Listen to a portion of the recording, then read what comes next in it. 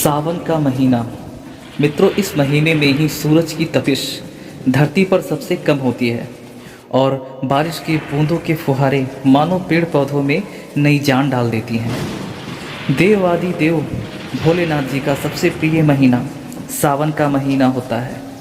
इसी महीने में ही भोलेनाथ जी के अनन्य भक्त भोले बाबा पर जल चढ़ाने के लिए मीलों दूर से पैदल चलकर आते हैं और भोले बाबा को मनाते हैं। हिंदू पंचांग के अनुसार सावन साल का 5वां महीना होता है। इस महीने से ही वर्षा ऋतु की शुरुआत हो जाती है।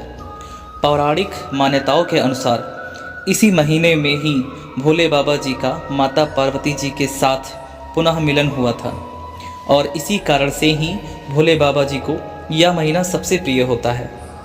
एक कथा के अनुसार सावन के महीने में ही समुद्र मंथन किया गया था और समुद्र मंथन के दौरान जो विष निकला था तो सृष्टि के रक्षा हेतु देवादिदेव महादेव ने ही उस विष का पान किया था और विष पीने के दौरान ही माता गौरा ने भोलेनाथ के कंठ पर अपना हाथ रख दिया था, जिसके कारण सारा का सारा विष उनके कंठ में ही रह गया और इस कारण से भोले बाबा का एक नाम और पड़ गया, नीलकंठ, जिसके कारण भोलेनाथ के शरीर में गर्मी बढ़ने लगी और उस विष के प्रभाव को कम करने के लिए सारे देवतागण ने मिलकर उन्हें जल अर्पित किया और इसी कारण से ही सावन मास में भगवान शिव पर जल अर्पित करने का विशेष महत्व माना गया है।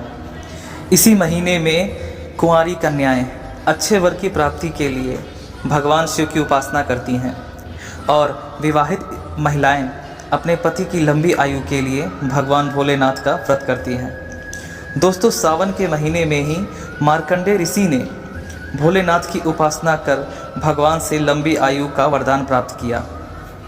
शास्त्रों के अनुसार इसी महीने में ही भगवान भोलेनाथ पृथ्वी पर अवतरित होकर अपने ससुराल गए थे और वहाँ उनका स्वागत अर्घ और जल अभिषेक से किया गया था। माना जाता है प्रत्येक वर्ष इसी महीने में ही भोलेनाथ अपने ससुराल आते हैं। दोस्तों, क्या आपको पता है कि सावन के महीने में ही भोले बाबा की पूजा क्यों की जाती है?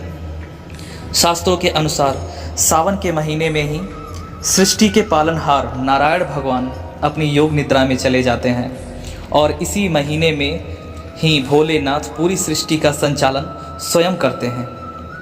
इसीलिए कहा जाता है कि सावन मास में बरसने वाली बूंदें स्वयं देवादिदेव महादेव ही हैं। सावन महीने में पड़ने वाली शिवरात्रि के अलावा नाग पंचमी, हरियाली तीज और रक्षाबंधन जैसे विशेष पर्व इस मास के महत्व को और बढ़ा देते हैं। शास्त्रों के अनुसार सावन के महीने में भगवान भोलेनाथ को भांग, धतूरा और दूध अर्पित किया जाता है।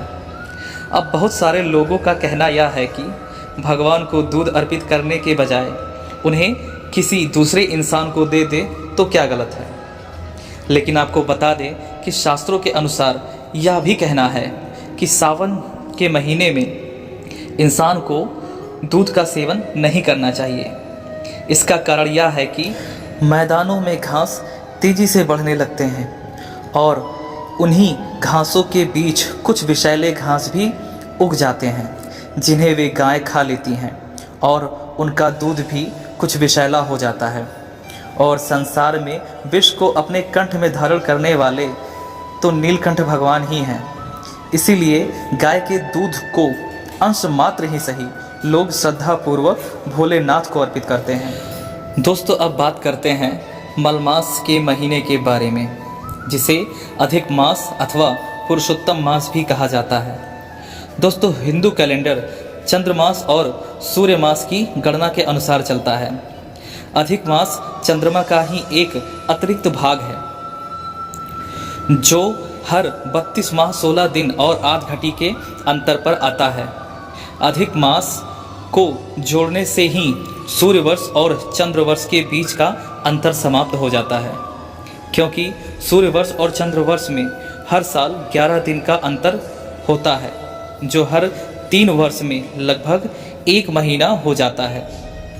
इसी अंतर को मिटाने के लिए हर 3 वर्ष बाद अधिक मास आता है और इस महीने के स्वामी स्वयं नारायण भगवान हैं। दोस्तों, अब आप स्वयं विचार करिए कि नारायण भगवान ने इस अधिक मास को ही क्यों चुना। क्योंकि हिरण्यकश्यप की मृत्यु इसी मास में नारायण भगवान ने स्वयं की थी, क्योंकि उसने वरदान ही ऐसा मांगा था जो वरदान आज तक किसी ने मांगा ही नहीं। लेकिन आपको यह बात तो पता ही होगी कि दुनिया में हर चीज़ की एक आयु होती है, तो फिर ये महाशय कैसे बच सकते थे मृत्यु से, जिसके कारण स्वयं भगवान नारायण ने खुद ही नरसिंह का अवतार लिया और ना दिन में, ना रात में, ना धरती पर, ना आकाश पर, यानी जिस प्रकार से हिरण्यकश्यप ने अपनी मृत्यु को मांगा था, भगवान ने भी उसी स्वरूप में आकर उसको मृत्यु दंड प्रदान किया। और दोस्तों, आपको बता दें, लगभग 19 वर्षों बाद 2023 में यह योग बना है कि इस बार सावन का महीना 58 दिनों का रहेगा, जो 4 जुलाई 2023 से शुरू होकर 31 अगस्त तक रहेगा और अधिक मास 18 जुलाई 2023 से लेकर 16 अगस्त 2023 तक रहेगा। दोस्तों, अब अंत में मैं आपको एक कविता सुनाना चाहूँगा। इसी सावन पर आधारित है, क्योंकि मैंने इसे खुद लिखा है। बारिश का मौसम जब आता है, घनघोर घटा छा जाता है, मोर नाचता उपवन में बादल जब ढोल बजाता है, ठंडी ठंडी पवन सुहानी, हिलता पत्ता पत्ता संग डाली, बादल बिजली चमकाता है तब सूरज भी छिप जाता है, कोई खेलता बाहर आकर कोई अंदर छिप जाता है, खेतों को खलिहानों को बारिश जब धोकर जाती है, बच्चों की टोली तब मिलकर कागज़ की नाव बनाती है।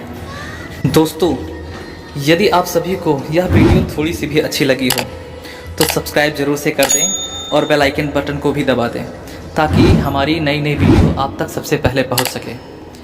अब मैं मोहित श्रीवास्तव आप सबसे लेना चाहूँगा इजाज़त। मिलते हैं अपनी अगली नई वीडियो में, तब तक के लिए नमस्कार।